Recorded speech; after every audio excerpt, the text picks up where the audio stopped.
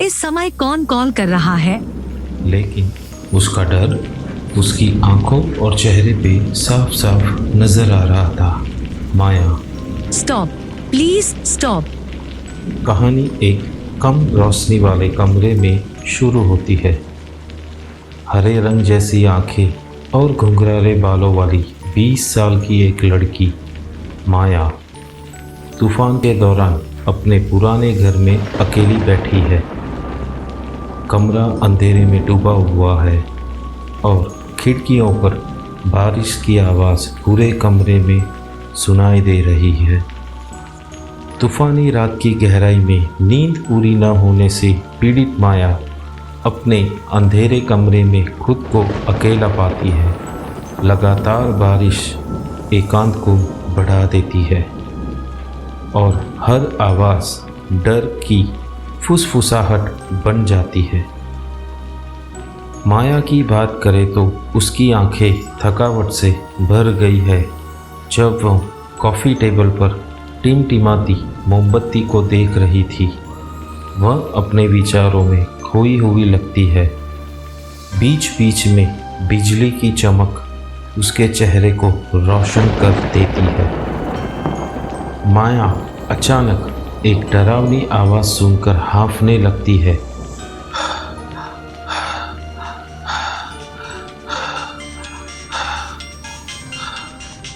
वह चारों ओर देखती है और कोशिश कर रही है उस आवाज़ को ढूंढने की कि ये कहाँ से आ रही है।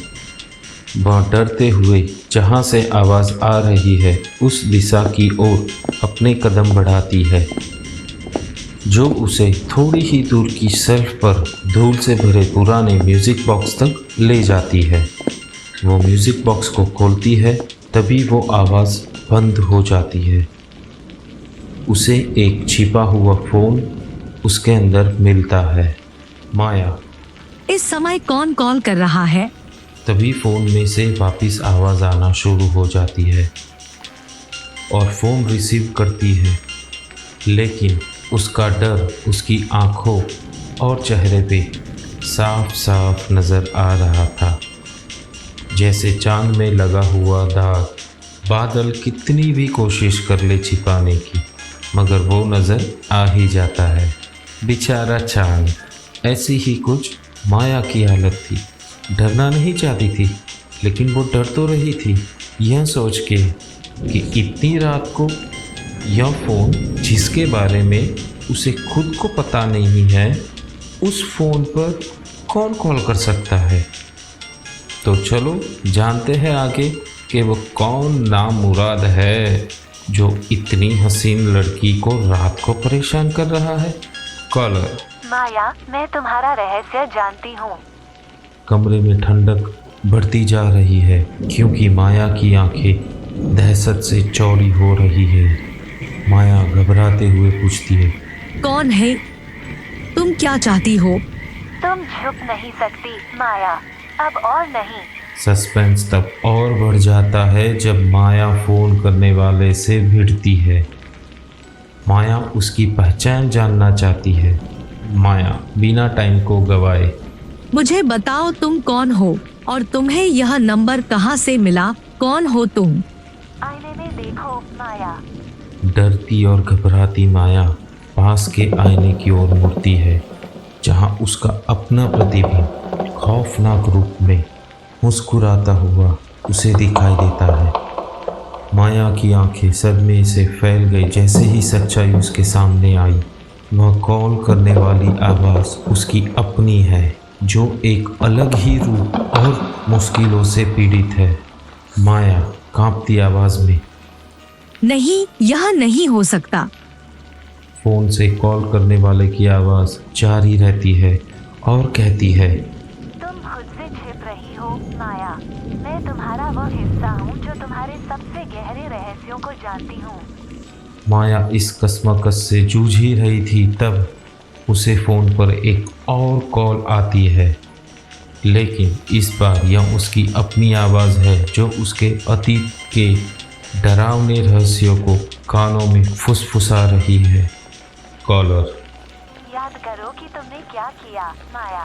तुमने जो पाप और गुनाह किए हैं उससे तुम भाग नहीं सकती।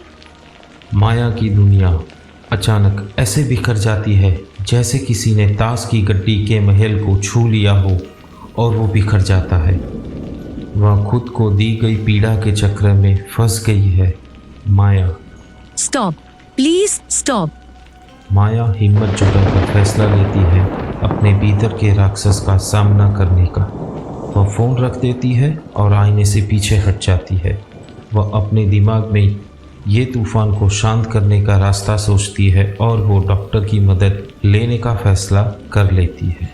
जैसे ही माया आईने के सामने से हट जाती है और कमरे से बाहर निकलने की कोशिश करती है, वह आखिरी बार दर्पण की ओर मुड़ती है और देखती है कि उसका प्रतिबिंब अभी भी वहाँ है और डरावनी हंसी से माया को देख रहा है।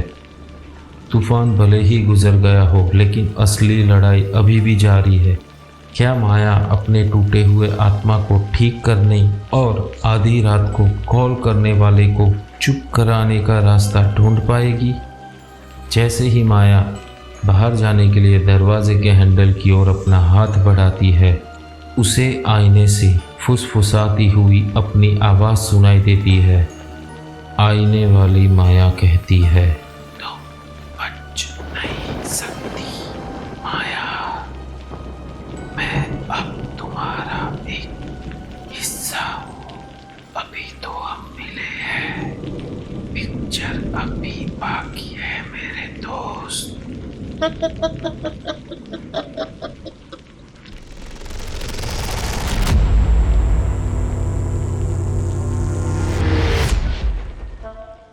नहीं सकती माया, मैं अब तुम्हारा हिस्सा हूँ। अभी अभी तो हम मिले हैं और पिक्चर तो अभी बाकी है मेरे दोस्त।